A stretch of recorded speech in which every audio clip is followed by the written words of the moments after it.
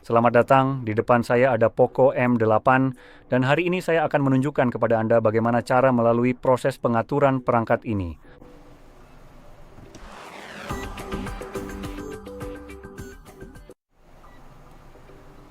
Jadi ketika Anda menyalakannya untuk pertama kali, Anda akan melihat layar yang sama seperti yang saya tampilkan di sini.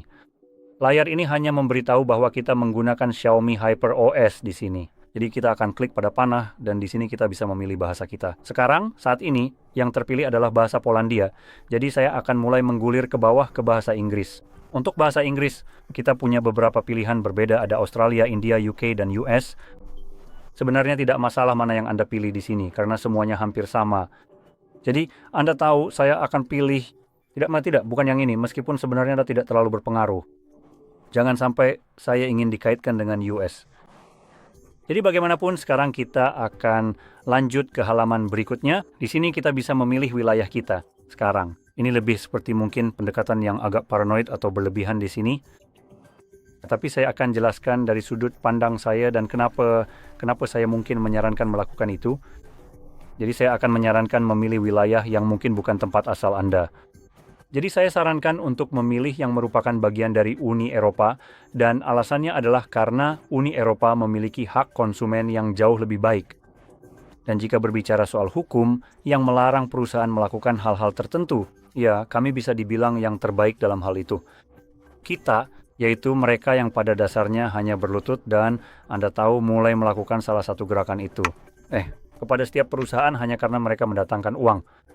Dan jika Anda seorang konsumen, ya sayang sekali Anda yang jadi korban. Jadi karena itu Uni Eropa jauh lebih baik dalam hal hak-hak konsumen. Dan di atas itu semua ada satu hal yang agak konspiratif yang suka saya pertimbangkan. Mungkin yang bahkan belum pernah saya coba sendiri karena saya rasa saya tidak tahu bagaimana cara mengujinya. Misalnya baru-baru ini ada kasus di mana Apple atau Inggris mencoba memaksa Apple untuk memberikan kembali akses ke iOS mereka.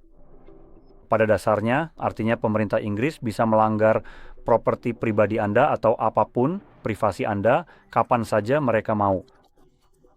Untuk mendapatkan kembali akses ke perangkat Anda, ke semua informasi di dalamnya, dan memeriksa apakah mungkin Anda pernah memanggil seseorang dengan kata-kata kasar.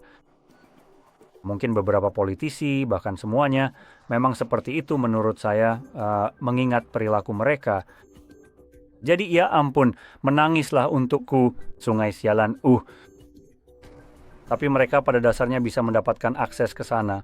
Dan yang lebih menjijikkan lagi soal hal seperti ini adalah, ini salah satu aturan yang berlaku untukmu, tapi tidak untukku. Jadi jika ada politisi yang tidak menyukaimu, memanggil mereka dengan kata-kata kasar, mereka pada dasarnya bisa, memaksa pemerintah untuk mencari alasan agar kamu dipenjara. Karena, kamu mengucapkan kata-kata kasar tentang mereka. Ya, mereka bisa melakukan itu padamu, tapi kamu mencoba menantang mereka.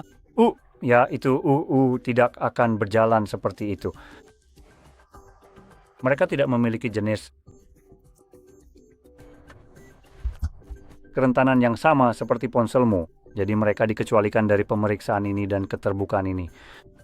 Jadi karena itu, saya akan merekomendasikan untuk mengubahnya ke sesuatu yang bukan bagian dari seperti Inggris, di mana semoga dengan memilih dari wilayah yang berbeda, ini akan mengecualikan ponselmu dari semacam pemeriksaan seperti ini atau agar tidak bisa diperiksa dengan kerentanan seperti ini. Tapi siapakah aku untuk? Kemungkinan juri masih akan ada, jadi ketahuilah bahwa ini lebih seperti yang saya katakan pendekatan yang lebih tipis. Dan saya juga ingin menekankan bahwa satu-satunya alasan kita mengetahui hal ini adalah karena Apple memutuskan untuk menolak. Jadi itu bagus, tapi sekadar untuk memberikan perspektif, jika Anda adalah negara yang mendatangkan keuntungan bagi sebuah perusahaan, apalagi perusahaan kecil sekalipun.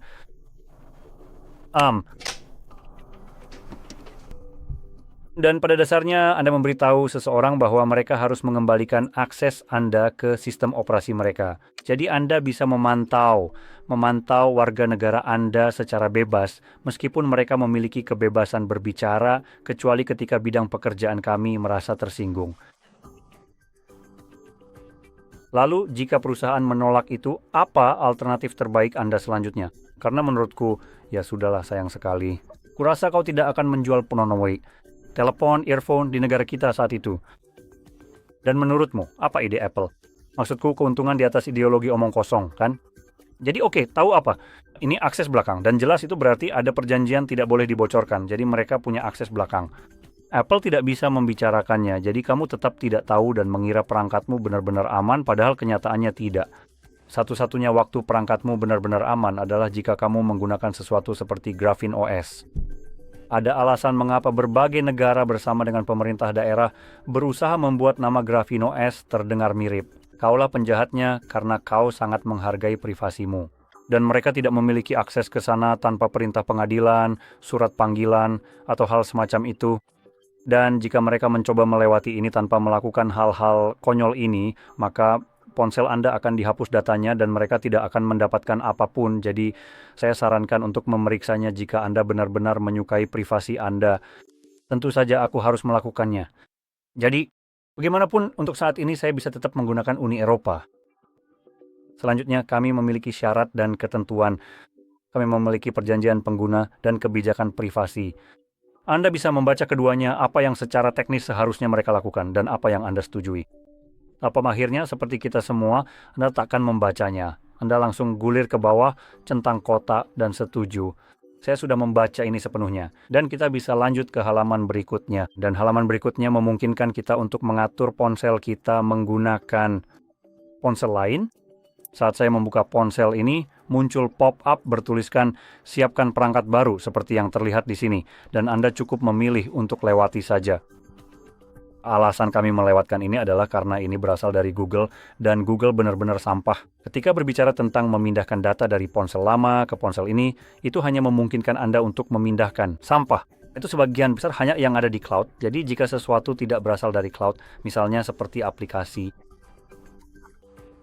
Jadi Anda mengunduh beberapa aplikasi dari GitHub, mungkin Revance atau CloudStream.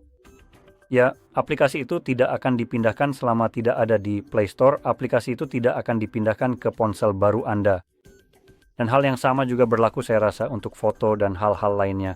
Jika mereka tidak ada di cloud Google Photos, Anda tidak akan melihatnya di perangkat ini. Jadi sebagai proses pemulihan atau transfer data, sebenarnya ini tidak benar-benar mentransfer data. Yang ditransfer hanyalah akun Google Anda, lalu perangkat ini akan mengunduh atau mengambil semua yang terkait dengan akun Google tersebut. Dari server mereka, jika sesuatu ada di server mereka, itu akan berhasil. Tapi jika tidak, tetap berada di ponsel yang lain. Jadi ada cara yang jauh lebih baik untuk memindahkan data ke ponsel ini, yang akan saya tunjukkan di akhir video. Di mana Anda bisa menemukan cara ini yang memungkinkan Anda memindahkan benar-benar semua data, tidak peduli dari mana asalnya. Cara ini benar-benar menyalin data secara fisik dari ponsel Anda, bukan mengambilnya dari cloud atau semacamnya. Jadi, cara ini tidak peduli apakah Anda mengunduh aplikasi dari GitHub atau foto Anda diunggah ke cloud atau hal lain semacam itu. Jadi, Anda sebenarnya bisa kembali untuk memindahkan data yang tadi sudah saya lewati 2 kali. Di sini ada halaman masukkan SIM, jadi Anda bisa memasukkan kartu SIM jika mau. Atau jika tidak, Anda bisa lanjut ke halaman berikutnya, yaitu koneksi jaringan. Di sini, Anda pada dasarnya akan masuk ke Wi-Fi jika Anda memilikinya. Jika tidak, Anda bisa melewati langkah ini, nggak masalah, tapi dengan melewati kedua koneksi ke jaringan baik melalui SIM maupun Wi-Fi. Tanggal Anda. Ponsel Anda mungkin tidak memiliki tanggal dan waktu yang benar, dan halaman login Google tidak akan muncul selama proses pengaturan. Selain itu, Anda juga tidak akan bisa memulihkan aplikasi dan data, mendapatkan pembaruan perangkat lunak, memulihkan cadangan, dan hal-hal semacam itu. Tapi itu sebenarnya tidak masalah, karena kita punya cara yang lebih baik untuk melakukannya. Melalui ponsel lama dan menggunakan aplikasi yang tidak memerlukan koneksi internet, dan seperti yang saya katakan, Google membutuhkan koneksi ke server mereka. Tanggal dan waktu bisa diubah, kapan saja, dan semuanya juga. Seperti ini setelah Anda menyelesaikan pengaturan, semua ini bisa diubah nanti. Pokoknya, jadi Anda bisa menyambung kembali ke jaringan, Anda bisa mengatur tanggal dan waktu secara otomatis, atau akan diatur saat Anda terhubung ke jaringan. Serta memulihkan dari cadangan dan mendapatkan pembaruan perangkat lunak dan semua hal lainnya setelahnya. Jadi ini tidak permanen, jadi Anda tidak perlu terlalu khawatir tentang hal ini ke depannya. Kita telah mengatur kunci layar di sini dan kita punya beberapa cara berbeda, jadi ada beberapa opsi kunci layar. Mari kita klik itu dulu karena ini akan menampilkan 3 opsi. PIN, pola, atau kata sandi. Sekarang Anda akan membutuhkan salah satu dari itu. Jika Anda berencana menggunakan biometrik seperti sidik jari atau pengenalan wajah, yang mana kita juga punya dua opsi tersebut di sini. Alasan Anda memerlukan kunci layar fisik untuk ini adalah karena sidik jari dan pengenalan wajah adalah biometrik, dan biometrik tidak 100% dapat diandalkan. Pada saat-saat ketika ponsel Anda menolak untuk membuka kunci perangkat karena ada noda kecil di wajah Anda, dan ponsel tidak lagi dapat mengenali Anda, karena Anda berubah hingga tak bisa dikenali lagi. Nah, itu akan membuat Anda harus menggunakan PIN, pola, atau kata sandi sebagai cara untuk membuka kunci ponsel Anda, yang tidak peduli seperti apa penampilan Anda. Selama Anda memasukkannya dengan benar, sekarang saya akan pilih pola di sini. Dan Xiaomi menganggap basis penggunanya itu sebodoh suhu ruangan, jadi mereka memberi Anda sedikit peringatan. Ingat kata sandi Anda? Seperti, wah serius, saya harus ingat kata sandi saya. Itu memang tujuan utamanya. Tapi mereka harus menaruhnya di balik timer 5 detik, hanya supaya kita sadar bahwa kita memang harus mengingat kata sandi kita. Setelah Anda memasukkan kunci layar 2 kali, Anda bisa memilih konfirmasi, dan ini akan mengaturnya. Dan di sini kita punya layanan Google. Jadi ada beberapa layanan berbeda yang akan saya bahas sedikit, mungkin agak terlalu banyak, tapi saya rasa ini bagian penting dari pengetahuan Anda. Jadi kita punya pemindaian lokasi dan pengiriman data pengguna serta diagnostik. Juga ada opsi ini yang sebenarnya tidak punya tombol pengatur. Jadi kita punya instalasi pembaruan dan aplikasi. Sekarang kita bisa mematikan semua ini secara nyata atau secara teori, saya rasa lebih tepatnya begitu, dan mari kita lihat. Gunakan lokasi seharusnya memakai GPS dan jaringan Wi-Fi untuk pada dasarnya menentukan lokasi Anda di peta. Izinkan pemindaian seharusnya membolehkan perangkat untuk memindai jaringan, Bluetooth, dan sebagainya. Dengan kedua opsi ini dimatikan, secara nyata perangkat Anda seharusnya benar-benar tidak terhubung ke jaringan dan tidak akan tahu di mana lokasi Anda. Nah, sebenarnya tidak begitu, itu bukan cara kerjanya di dunia nyata. Karena yang akan dilakukan perangkat adalah misalnya menggunakan koneksi jaringan seluler Anda atau seperti menara seluler dan menentukan lokasi Anda berdasarkan itu.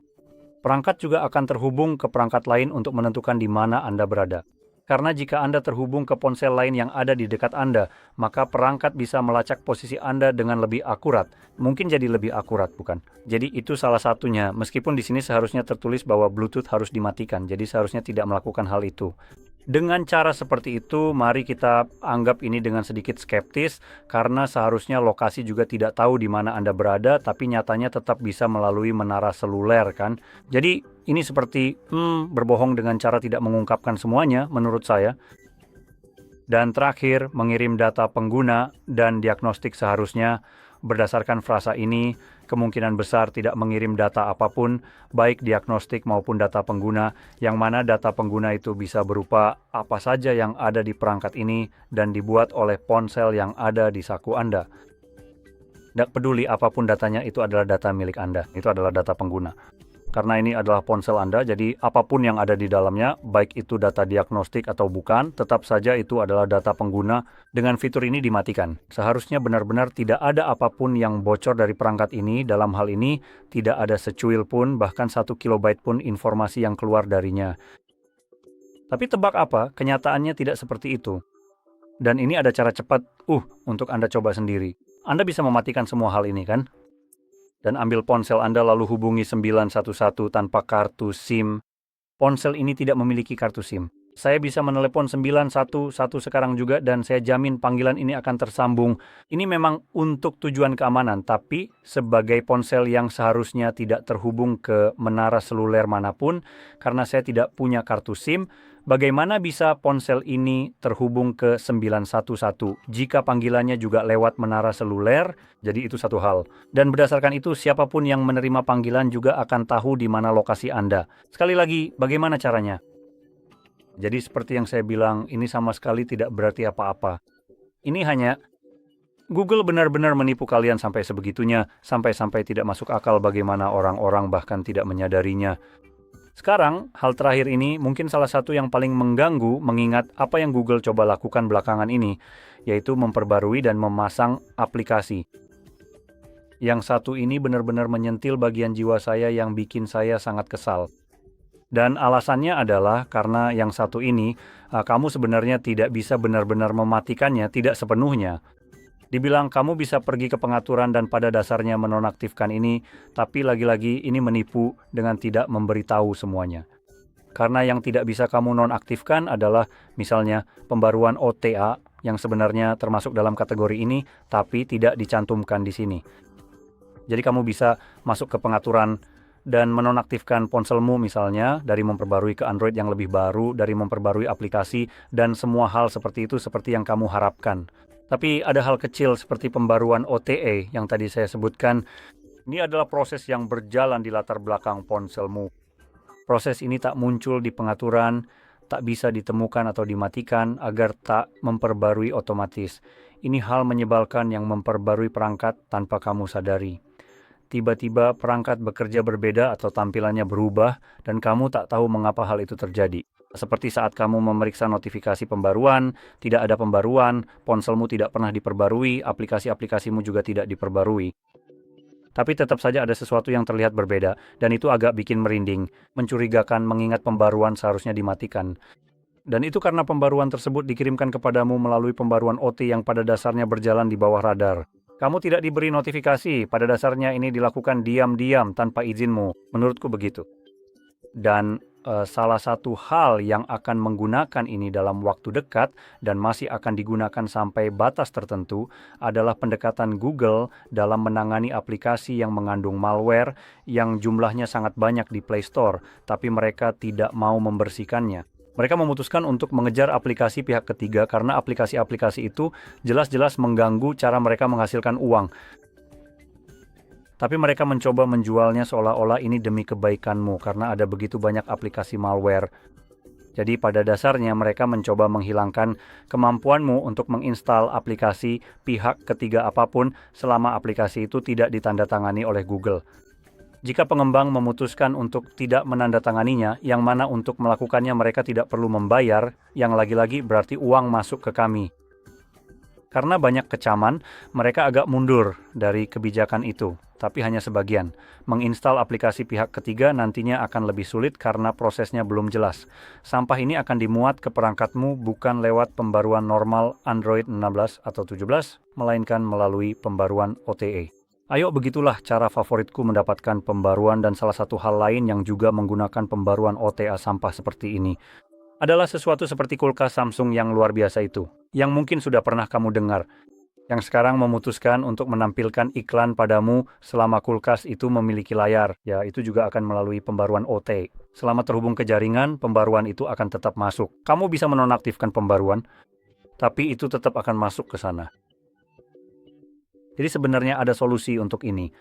Salah satunya adalah menggunakan Graphene OS sebagai contoh, meskipun aku rasa kamu tidak bisa menggunakannya di ponsel ini, atau menggunakan ROM pihak ketiga atau custom lainnya.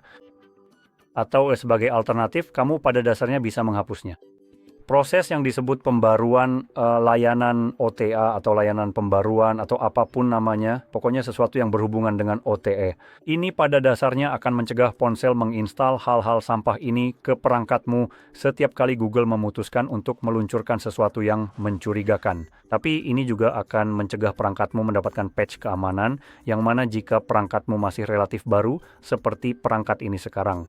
Perangkat ini keluar tahun ini 2026. Patch keamanan itu akan terus diberikan ke perangkat ini selama berapa ya? 2, 3, mungkin bahkan 4 tahun. Saya sendiri tidak begitu yakin. Jadi selama 4 tahun itu. Jika saya memutuskan untuk menghapusnya sekarang, ponsel saya bisa jadi sangat-sangat rentan terhadap segala jenis eksploitasi di masa mendatang. Tapi kalau sudah melewati masa pakainya, kalau sudah tidak lagi mendapatkan patch keamanan, pembaruan, dan segala macamnya, silakan saja hapus sampah ini. Karena meskipun kamu tidak lagi mendapatkan patch keamanan, Google tetap akan memuat sampah ini ke perangkatmu. Ketika mereka menemukan cara-cara licik untuk mencegahmu menggunakan perangkat seperti yang dulu bisa kamu lakukan pada waktu tertentu. Dengan asumsi mereka, kamu tahu ingin mendapatkan lebih banyak keuntungan. Jadi pada titik itu, kamu bisa dengan bebas menghapusnya karena kamu sudah tidak mendapatkan manfaat apapun darinya, malah ke depannya hanya akan menjadi penghalang. Oke, sekarang kita lanjut. Kita punya pengaturan dasar. Di sini ada beberapa hal yang sudah muncul sebelumnya, seperti lokasi, pembaruan sistem, dan sebagainya. Kamu bisa mematikan itu semua, tapi aku ingin menyoroti sesuatu yang belum muncul sebelumnya, yaitu iklan yang dipersonalisasi. Kamu bisa mematikan ini. Ini dari Xiaomi. Kenapa mereka harus melakukan hal konyol seperti psikologi terbalik ini? Tombol matikan seharusnya ada di sini, karena itu adalah konfirmasi. Saya ingin mengkonfirmasi itu, saya ingin mematikannya. Jadi, seharusnya memang begitu cara kerjanya. Kamu yang mendesain sistemnya, seharusnya kamu tahu bagaimana cara menavigasinya. Jelas ini sengaja dibalik supaya kamu tertipu dan tetap menyalakannya. Tapi ya, kamu bisa mematikannya. Pada dasarnya ini memeriksa apa yang kamu cari, apa yang kamu bicarakan, lalu memberimu iklan berdasarkan minat tersebut. Kalau terdengar mengganggu, memang begitu kenyataannya. Perlu diketahui, ini sebenarnya tidak terlalu berpengaruh pada aplikasi-aplikasi menyeramkan lain seperti Facebook. Zack pada dasarnya akan terus-menerus memata-matai kamu jika kamu punya Facebook, jadi mematikan ini sebenarnya tidak banyak mengubahnya. Aplikasi itu sendiri menggunakan mikrofon dan hal-hal lain untuk mendengarkanmu. Dan kalau kamu tidak percaya, cobalah bicara tentang sesuatu, lalu buka Facebook dan lihat iklan-iklan yang muncul. Ngomong-ngomong, ada hal lain di sini seperti program pengalaman dan sebagainya lagi. Coba periksa, lihat apakah kamu suka dengan fitur-fitur itu. Kalau tidak, sebenarnya kamu bisa mematikan semuanya. Dan kita lanjut ke halaman berikutnya. Di sini ada kontrol orang tua. Kalau kamu ingin mengaturnya, tentu saja silakan lakukan. Selanjutnya, kita punya font, ada 2 font yang tersedia di sini untuk kita. Itu adalah font bawaan dan perbedaannya terutama pada ukuran. Tapi jika kamu mengunduh font tambahan nanti setelah pengaturan awal, kamu bisa masuk ke pengaturan dan seingat saya itu ada di layar utama atau di bagian personalisasi di pengaturan. Font baru yang kamu unduh nantinya akan muncul di sana dan kamu akan punya lebih banyak pilihan untuk dipilih. Selanjutnya, kita punya wallpaper carousel. Ini adalah opsi yang mungkin ingin kamu matikan. Jadi pada dasarnya ini adalah wallpaper acak yang akan muncul di layar kunci setiap kali kamu membangunkannya. Hanya di layar kunci dan akan berganti setiap kali kamu menekan tombol power untuk menyalakan layar. Jadi di sini kita punya pilihan wallpaper yang cukup bagus, yang terlihat menarik. Tapi kamu juga akan melihat di wallpaper carousel itu ada wallpaper lain yang kurang menyenangkan, terutama untuk hubunganmu misalnya. Jadi kamu akan melihat wallpaper koper yang, kuku yang dicat. Kamu akan melihat wallpaper wanita sedang bersih-bersih, aku tidak bercanda. Jadi intinya seperti pembantu. Dan kamu mungkin juga akan melihat beberapa influencer atau siapapun yang sedang berolahraga di gym sebagai wallpaper. Sekarang kalau kamu seorang pria, aku tidak bisa membayangkan hal yang lebih buruk daripada pulang ke rumah dan mendengar pacar atau istri berteriak padaku. Siapa sih wanita di ponselmu itu? Sebagai wallpaper. Aku sudah bisa membayangkannya. Siapa cewek murahan itu? Jadi kalau kamu menghargai kewarasan dan ketenangan pikiranmu, pilih lewati. Kamu bisa berterima kasih padaku nanti. Ngomong-ngomong, di sini, di halaman berikutnya, kita punya peluncur default, jadi pilih saja yang kamu mau. Saya akan memilih drawer, karena ini yang saya sukai. Dan selanjutnya ada navigasi sistem, gestur, atau tombol. Lagi-lagi, pilih saja yang kamu mau. Dan sekarang kita sudah selesai dengan pengaturannya. Tunggu sebentar.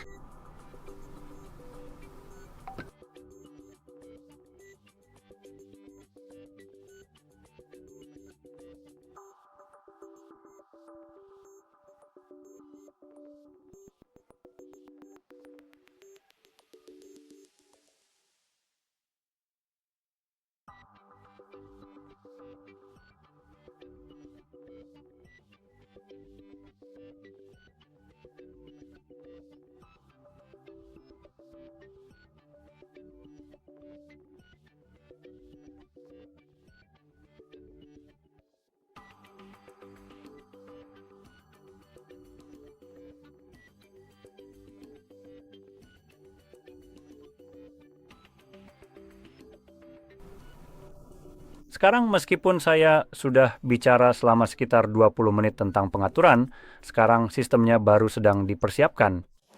Sebelumnya, saya tidak sempat melakukannya, dan akhirnya sekarang selesai juga. Jadi kita bisa klik lanjutkan, dan saya masih ingat bahwa saya akan menunjukkan aplikasi untuk memindahkan data Anda. Jadi setelah itu selesai dimuat, jika Anda punya ponsel lama, Anda perlu mengunduh aplikasi ini di ponsel lama tersebut, dan Anda bisa melakukannya melalui Play Store atau App Store, tergantung pada jenis ponsel yang Anda miliki. Dan aplikasi yang Anda cari akan ada di aplikasi sistem di sini.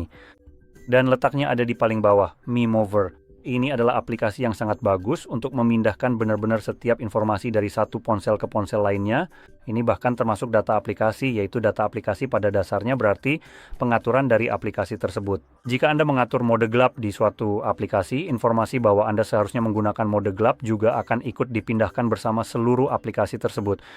Jadi ini adalah cara yang luar biasa dan memungkinkan Anda memindahkan foto, film Anda, video, aplikasi, kontak, catatan kontak, pesan, dan lainnya. Jadi, ini cara hebat mentransfer data antar ponsel.